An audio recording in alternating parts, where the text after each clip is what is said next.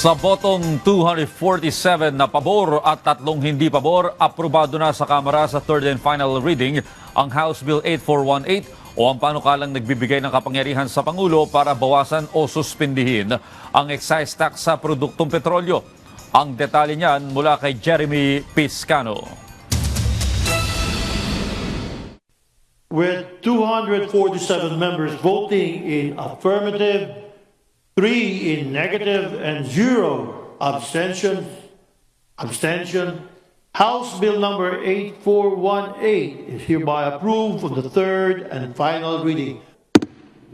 Lusot na sa Kamara ang panukalang magbibigay kapangyarihan sa Pangulo na pansamantalang bawasan o suspindihin ang excise tax sa mga produktong petrolyo matapos itong i-certify as urgent ni Pangulong Ferdinand R. Marcos Jr. Layunin ng House Bill 8418 na makapagbigay ng mas mabilis na tulong sa publiko sa gitna ng patuloy na pagtaas ng presyo ng langis dulot ng tensyon sa Middle East para maiwasan ang domino effect nito sa pamasahe, presyo ng pagkain at iba pang pangunahing bilihin.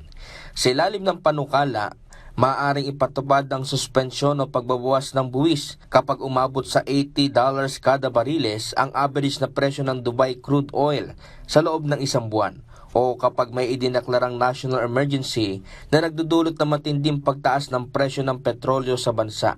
6 pesos sa diesel at 10 pesos sa unleaded gasoline ang may babawas sa kada litro ng produktong petrolyo. Nilinaw ng mga lider ng Kamara na may mahigpit na limitasyon at reporting requirements ang emergency powers na ito para matiyak na hindi ito maaabuso.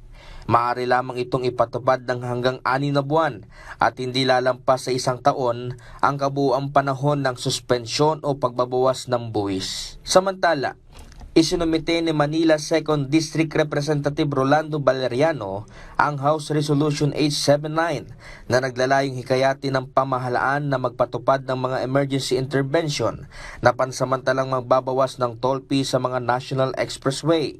Hinikayat ng resolusyon ng Toll Regulatory Board na amyendahan ng mga toll operation certificates na ibinigay sa mga toll operator para payagan ang pansamantalang pagbabawas ng toll fee ng 50% para sa lahat ng sasakyang gumagamit ng National Expressway sa loob ng limitadong panahon para makatulong na mapagaan ang gastusin sa transportasyon at logistics. Lahat ng pwedeng makuha natin as discount or para mapababa yung presyo ng gasolina, 4 days worth, plus eto, plus yung excise tax, kahit papano makatulong tayo. Isinulong din ang mambabatas na muling pag-aralan ng oil deregulation law dahil tila inaabuso na umano ito ng mga pribadong oil players. Etong mga oil player natin, walang pakundangan kung magtaas ng presyo. Hindi bali sana kung talagang karapat dapat. Pero ang tingin ko rito, sinasamantala nila yung deregulation law na wala tayong wala tayong control sa kanila.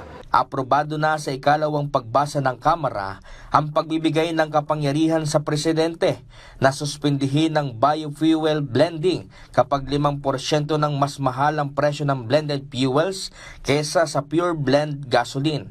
Layunin nitong mapagaan ang sumisipang presyo ng mga produktong petrolyo sa bansa. Jeremy Piscano para sa Pambansang TV sa Bagong Pilipinas.